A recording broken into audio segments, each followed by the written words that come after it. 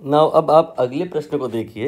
यहाँ कह रहे हैं कि when light enters the atmosphere it strikes on extremely fine particles air molecules which deflect the ray of light in all possible direction. This is due to।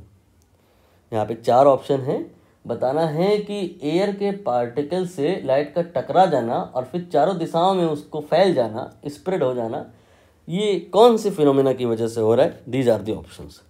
तो यहाँ पर ये जो आपके फिनोमिनाज हैं इनके बारे में थोड़ा थोड़ा आपको आइडिया होना चाहिए। मैं सब के बारे में थोड़ा थोड़ा बताऊँगा ताकि सब कुछ आपका थोड़ा थोड़ा रिवाइज हो जाए। सबसे पहले रिफ्लेक्शन ऑफ लाइट, ये तो आप बहुत अच्छे से जानते हैं। आई डोंट थिंक ये बताने की ज़रूरत है। चीज़ों का टकराना और टकरा के वापस आ जाना। तो टकरा के वापस आना ये तो यहाँ नहीं हुआ है ना। यहाँ पे क्या हुआ है कि एयर के पार्टिकल से रे ऑफ लाइट टकराई है और फिर टकराने के बाद हुआ क्या है कि लाइट जो है यहाँ पर एब्जॉर्ब हो गई है और फिर बाद में एमिट भी हुई है। और जब एमिट हुई है तो चारों दिशाओं में वो एमिट हुई है। शब्दों को ध्यान से सुनते रहिएगा। मैंने यहाँ पर एब्जॉर्शन और एमिशन दोनों वर्ड यूज़ किए हैं, दोनों हुए हैं। एयर के पार्टिकल के द्वारा रे ऑफ लाइट को एब्जॉर्ब कर लिया गया है। समय अंतराल बहुत ज़्यादा नहीं होता है, लेकिन फिर भी समझने के लिए मान लो कि लाइट एयर के पार्टिकल ने लाइट को एब्जॉर्ब किया और थोड़ा रुक करके उसने एमिट किया। और जब एमिट किया तो उसमें परिवर्तन क्या हुआ कि वो उसी दिशा में नहीं एमिट किया जिस दिशा में वो जा रही थी, अलग अलग चारों दिशाओं में एमिट किया उसने। तो ये जो अलग अलग दिशाओं में एमिट किया है इसको कहते हैं स्कैटरिंग। तो इस क्वेश्चन में जो इन्वॉल्व हो रहा है वो तो है स्कैटरिंग। और स्कैटरिंग की अगर डेफिनेशन लिखने को आती है तो आप इसी प्रकार से लिखेंगे कि बहुत छोटे साइज के पार्टिकल के द्वारा लाइट को एब्जॉर्ब करके री एमिट करने के फिनोमेना को स्कैटरिंग कहते हैं। और स्कैटरिंग में होता क्या है, लाइट जब री एमिट होती है, लाइट जब एमिट होती है तो वो उसी दिशा में नहीं जा रही होती है जिस दिशा से में आ रही होती है। एमिट वो चारों दिशाओं में होती है। बाकी बहुत आगे की अगर हम बात करें, ये थोड़ा सा एडवांस हो जाएगा। इवन 12वीं क्लास में आप पढ़ोगे तब भी ये वर्ड कम रहेंगे, ये इतना डिटेल में तब भी नहीं रहेगा। लेकिन इम्पॉर्टेंट इसलिए हो जाता है कि हो सकता है 12वीं क्लास में ना पूछे लेकिन 10वीं में पूछ लें, क्योंकि थोड़ा सा ये जनरल नॉलेज से रिलेट होने वाली बात है। और हमें यहाँ पर कुछ सम्मान भी देना होता है। बहुत ही कम साइंटिस्ट हैं प्रेजेंट सिचुएशन में। मतलब अगर हम बहुत हज़ारों करोड़ों साल पहले की बात करें तब तो हिंदुस्तान में बहुत लोग थे, बड़े बड़े वैज्ञानिक थे। अभी इधर के इतिहास में बहुत कम लोग ऐसे हैं जिनका नाम लिया जा सके गर्व के साथ। हालांकि सबका ही ले सकते हैं, लेकिन बहुत ज़्यादा नाम जिनका रहा है उनका यहाँ पर रोल है। इसलिए ये हल्की सी एडवांस बात बताने की रिक्वायरमेंट है। 12वीं में चाहे भले न पूछी जाए लेकिन 10वीं में ज़रूर आ सकती है। एक नाम है रमन स्कैटरिंग।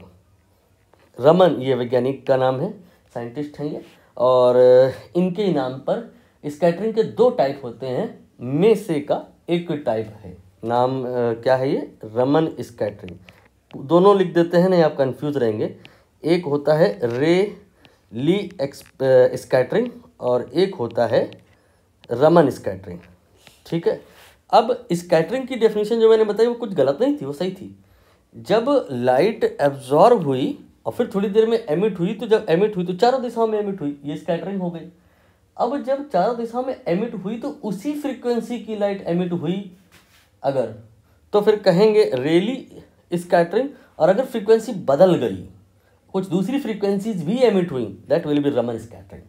ये हमारे सिलेबस का फिलहाल तो पार्ट नहीं है। इवन 12वीं क्लास के हिसाब से भी चले तो भी वो पार्ट नहीं है, क्योंकि इसको हैंडल करने के लिए हमें क्वांटम मैकेनिक्स की रिक्वायरमेंट होगी। क्वांटम ट्रीटमेंट अभी हमारे लिए पॉसिबल नहीं है।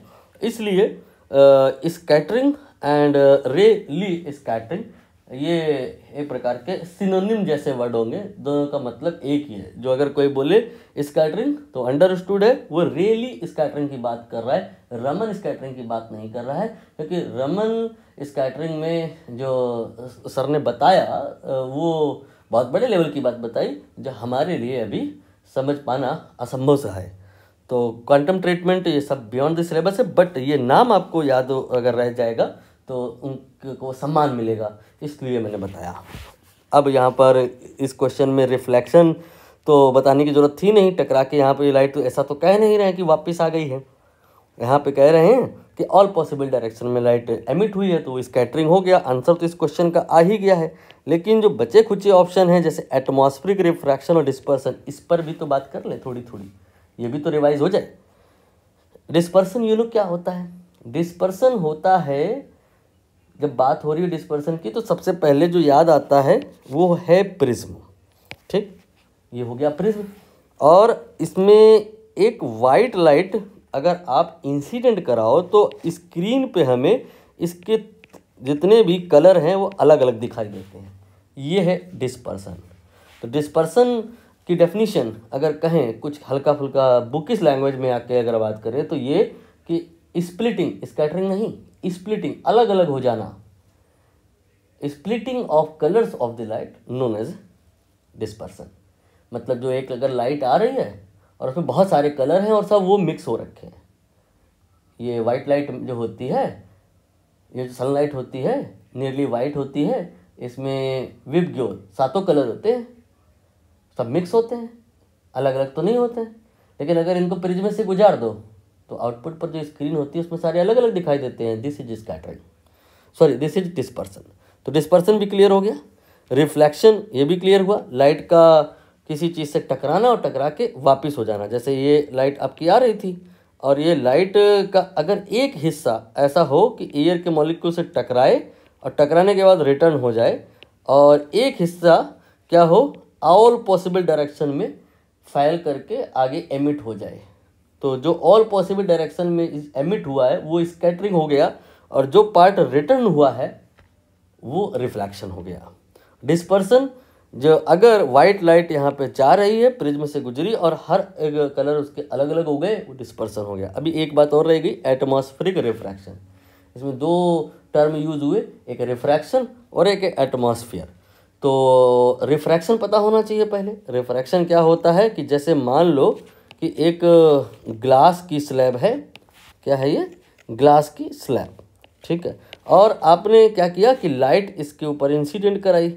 तो लाइट होता क्या है कि जब दूसरे मीडियम में जाती है, जब दूसरे मीडियम में जाती है तो जो उसका पाथ होता है, जो उसकी डायरेक्शन होती है वो बदल जाती है। समटाइम नॉर्मल की तरफ हो जाती है और समटाइम उससे दूर हो जाती है ना। तो यहाँ पर मीडियम के चेंज होने से लाइट के पाथ में परिवर्तन हो जाना, बेंडिंग हो जाना, यही है रिफ्रैक्शन। हालांकि ये डेफिनेशन पूर्णतः 100% सही नहीं है, मैं इस पर पुराने कुछ वीडियोस में चर्चा कर चुका हूँ कि कभी कभी बेंडिंग नहीं होती है तब भी वो रिफ्रैक्शन होता है, क्योंकि रिफ्रैक्शन की सही definition bending of the light नहीं है। रिफ्रैक्शन की सही definition change in speed of light during change in medium, ये है। तो कभी कभी ऐसा होता है कि मीडियम चेंज होता है, स्पीड चेंज होती है, बट बेंडिंग नहीं होती है, तो फिर वहाँ रिफ्रैक्शन क्या कहोगे, हुआ कि नहीं हुआ? Bending not refraction. बेंडिंग नहीं हुई तो क्या हुआ, रिफ्रैक्शन वहाँ तब भी है, बिकॉज मीडियम के चेंज होने से अगर स्पीड ऑफ लाइट चेंज हुई है तो फिर रिफ्रैक्शन पक्के तौर पे हुआ है। और वो जो रिफ्रैक्शन हुआ है वो अगर एटमॉस्फेयर की वजह से हुआ है तो उसे एटमॉस्फेरिक रिफ्रैक्शन कहेंगे। जैसे कि ये मान लो अर्थ है, ठीक है, ये मान लो अर्थ है और ये उसके अराउंड जो छोटे छोटे डॉट मैंने बनाए हैं, these are the air particles, ये उसका एटमॉस्फेयर हो गया, ठीक है। और यहाँ पर ये सन है और सन से लाइट आ रही है, देखो सीधा आ रही है, लेकिन सीधा आ नहीं पाएगी। जब इस पॉइंट के आगे ये ट्रैवल करेगी, जब इस पॉइंट के आगे ये ट्रैवल करेगी तो इसके पाथ में बेंडिंग हो जाएगी, बिकॉज मीडियम चेंज हुआ है, रिफ्रैक्शन हो जाएगा। और लाइट का पाथ मैंने टेंटेटिवली चलो कुछ ऐसा अगर बना दिया तो यहाँ पर के आदमी को लगेगा कि जो सन है वो यहाँ पर है, तो सन एक्चुअली यहाँ है बट अपीयर यहाँ होगा। तो ये एटमॉस्फेरिक रिफ्रैक्शन से जो रिलेटेड कहानी होती हैं, स्टोरीज होती हैं, वो सनसेट और सनराइज, जो सूर्यास्त होता है, सनसेट होता है, सनराइज होता है, जो टाइम आपको अपीयर होता है वो एक्चुअल सन के सेट का या राइज का टाइम नहीं होता है, वो जो अपीयर होता है वो एक्चुअल के बराबर इसलिए नहीं होता है बिकॉज कहानी यहाँ पर प्रेजेंस ऑफ एटमॉस्फेयर की वजह से बदल जाती है, एटमॉस्फेरिक रिफ्रैक्शन की वजह से बदल जाती है। तो आई होप आप समझ गए होंगे कि एटमॉस्फेरिक रिफ्रैक्शन की वजह से कौन कौन सी चीज़ें आएंगी। सनसेट और सनराइज के जो फैक्ट हैं वो एटमॉस्फेरिक रिफ्रैक्शन से जुड़ते हैं। और कुछ कहानी ट्विंकलिंग ऑफ स्टार्स, ये भी पूछा जाता है आपके बोर्ड एग्जाम में कि स्टार्स जो होते हैं वो कभी कभी क्या है ना रात में अपनी पोजीशन को एकदम से चेंज कर देते हैं या चमचमाते हैं, ट्विंकल करते हैं। ये सब जो आपको दिखाई देता है या इसमें जो चेंजेस आते हैं because of atmospheric refraction. Keyword आप पकड़ते रहिएगा, एटमॉस्फेरिक रिफ्रैक्शन के करस्पॉन्डिंग जो कीवर्ड है वो sunset, sunrise and twinkling of star. And scattering के करस्पॉन्डिंग जो वर्ड होगा वो ये कि sun at the time of set and at the time of rise वो रेडिश अपीयर होता है, लाल कलर का दिखाई देता है। बाकी दोपहर के टाइम सन वो रेड नहीं होता, वो वाइट होता है, उसकी अपीयरेंस वाइट आती है, जबकि सुबह के और शाम के टाइम वो रेड अपीयरेंस आती है। ये क्यों होता है? ये बिकॉज ऑफ स्कैटरिंग होता है। तो कीवर्ड आप कनेक्ट करिएगा, एक जगह अपनी डायरी में नोट कर लीजिएगा कि समय से पहले या समय से बाद सन का सेट या राइज होना, जो भी आप अभी ज़्यादा डिटेल में मैं नहीं जाना चाह रहा हूँ। सनसेट सनराइज का जो टाइमिंग इशू है वो बिकॉज ऑफ एटमॉस्फेरिक रिफ्रैक्शन है, और सन का जो रेड कलर है ड्यूरिंग सेट एंड राइज वो बिकॉज ऑफ स्कैटरिंग है। Twinkling of star because of ये एटमॉस्फेरिक रिफ्रैक्शन है। एंड डिस्पर्सन की वजह से सारे कलर अलग अलग हो जाते हैं। तो मैंने यहाँ पर सारी जो स्टोरीज़ हैं, सारे जो फिनोमिनाज हैं वो आपको समझाने की कोशिश करी है, including honourable Raman sir scattering.